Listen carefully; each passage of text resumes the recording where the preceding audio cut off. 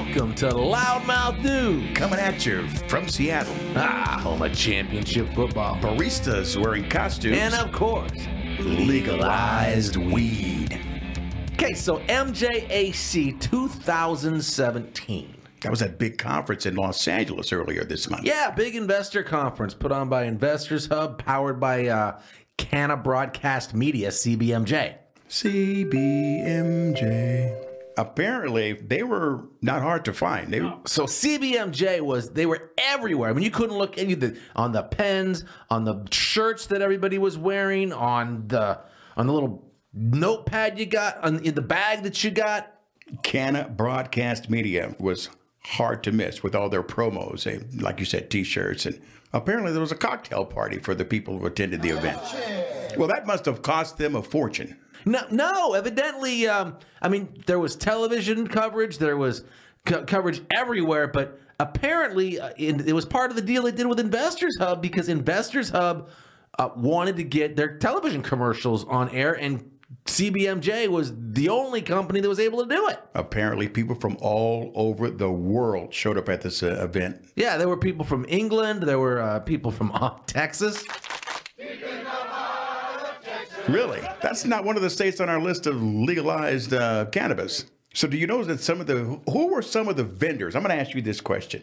Who were some of the vendors at this convention that stood out? Two big winners there. One actually won the Shark Tank event, Yobi, Y-O-B-I. They're at Get Yobi, like get GETYOBI.com. Yobi. Now these guys have put together an inventory tracking system. It tracks your customers, basically everything you would want to know if you were a dispensary. So I can go to like your grocery store card. You swipe your grocery store card to get additional discounts. This Yobi company would show you how to do that, huh? That would increase your base. Like, wow, I get a discount every time I walk into this place thanks to Yobi. Kenna, we were going to cover this a little bit, when we talked about the winner of the Shark Tank. Who was the winner of the Shark Tank? The winner was Yobi. Yobi? The winner was Yobi, and I can talk about some other people that were there too, but there was one main reason that Yobi took the main prize. Drum roll, please.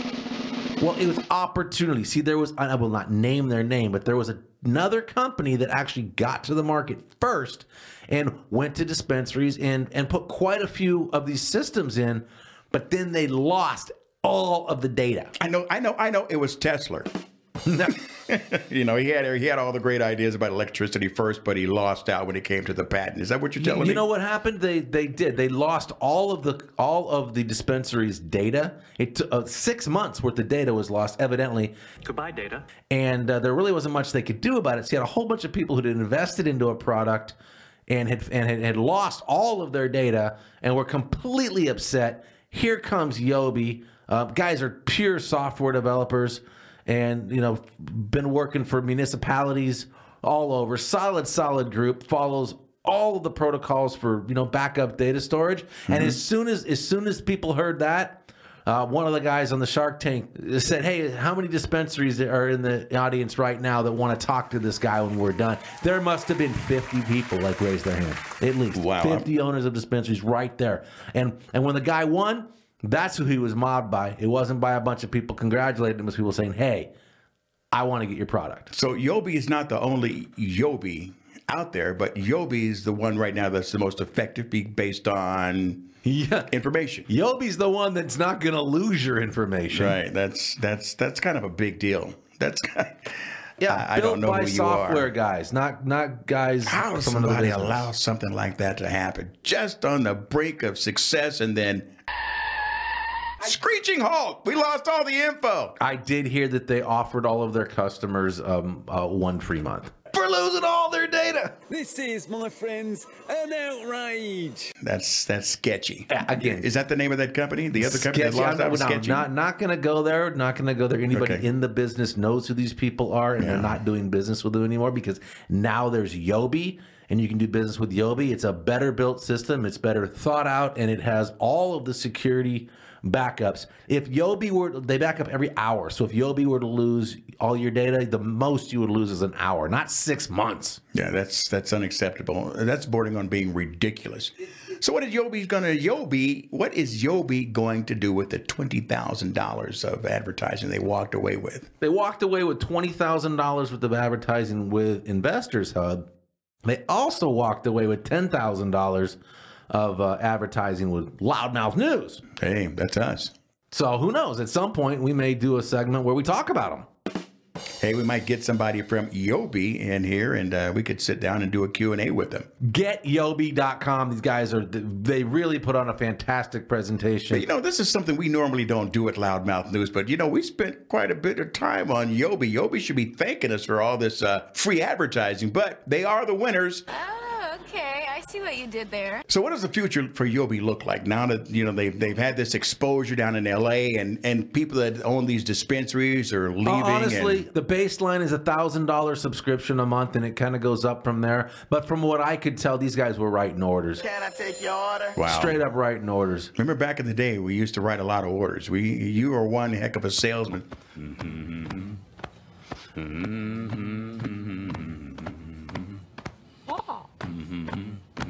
So when it comes to writing orders, were you impressed with their movement down there? I mean, the guy wasn't a salesman type. He was a software engineer type. Very honest, very legit. The reason that they won was because he met a need, and they did it in a very professional and good way. And so this guy came to LA knowing that, hey, you know what? I've got something that these people are going to love. They're going to fall in love with, and I can promise you that we're going to do really well. Other notable products that were there was this very high-end, like, handbag that women carry called Anubis, AnubisStyle.com. You can look at it there. And one of the key things about it was it had little pockets inside it that you could put whatever you wanted to in, and it couldn't even be smelled by dogs. Whoa, back up, really?